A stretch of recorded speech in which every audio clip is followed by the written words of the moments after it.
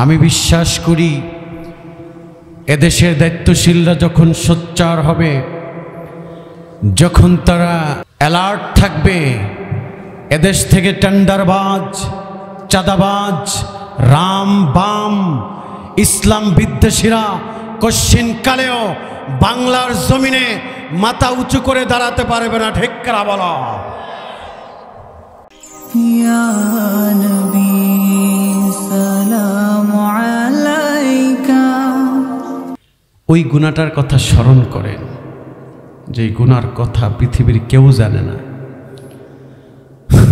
ওই গুনার কথা স্মরণ করেন, যে গুনার খবর যদি মানুষ জানতো, জুতা পিটা করতো সকাল বিকাল। স্ত্রীর গুনার খবর স্বামী জানে না, স্বামীর গুনার খবর স্ত্রী জানে না। যদি জানতো কোনোদিন সংসার করতো না। ঠিক কিনা বলেন? স্বামী স্ত্রীর গুনার খবর সন্তান জানে না, যদি জানতো কোনোদিন আব্বা আম্মা বলে ডাক দিত না। ঠিক কিনা বলেন? ইমাম সাহেবের গুনার খবর মুসল্লি জানে না, যদি জানতো মসজিদ থেকে মেম্বার থেকে লাথি মেরে ফেলে দিত। ইমাম সাহেব মুসল্লিদের গুনার খবর জানে না, যদি জানতো কোনোদিন ওই মসজিদের নামাজ পড়াতো না।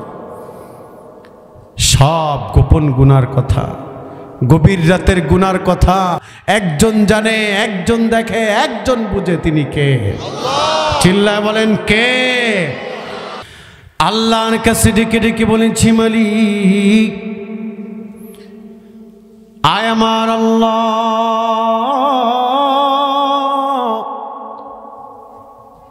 গুনাহ তো অনেক করেছি। আল্লাহ পাক ডেকে ডেকে বলেন, গোলাম কেমন গুনাহ করেছো বলো। আমরা বলেছি, আল্লাহ গুনাহ করেছি পাহাড় সমতুল্য গো আল্লাহ। আল্লাহ পাক ডেকে ডেকে বলেন, গোলাম রে কোনো টেনশন নাই, আমি রব্বুল আলামিনের গফফার নামের দিকে তাকাও। আমি রব্বুল আলামিন গফফার নামের উসিলায় তোমার জীবনের সব গুনাহগুলো ক্ষমা করে দিব। সুবহানাল্লাহ। আমরা বলেছি, আল্লাহ গুনাহ তো আমার পাহাড়ের থেকেও বেশি।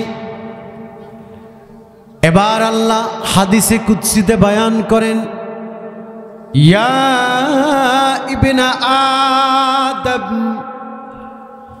লাউ বালাগাত যুনুবুকা আনানাস সামা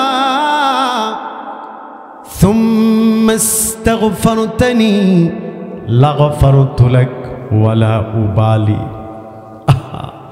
আল্লাহ পাক বলে, গোলাম গুনাহ করতে করতে করতে করতে যদি তোমার গুনাহ আকাশের মেঘমালা ছুঁয়ে যায়, আমার ক্ষমা হলো আরশে আজিম পর্যন্ত।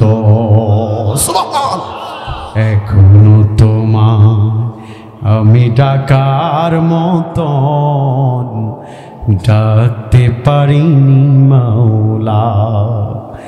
এখনো তোমার মাফি পাওয়ার মতন চাইতে পারিনি মাওলা। তোমাকে ডাকার পাপ কি মুছার এ সুযোগ করি কামনা।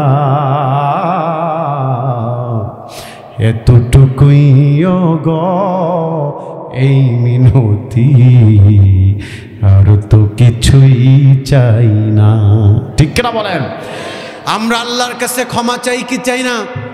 আল্লাহর কাছে মাপ চাই কি চাই না? আল্লাহ কবুল করুন, পড়ে না আমিন। তাহলে এটি জান্নাতের বাগান। ওয়ালা তুকাফিরু সাইয়্যাতু মিনাল কাবায়ের ইল্লা বিতাওবা।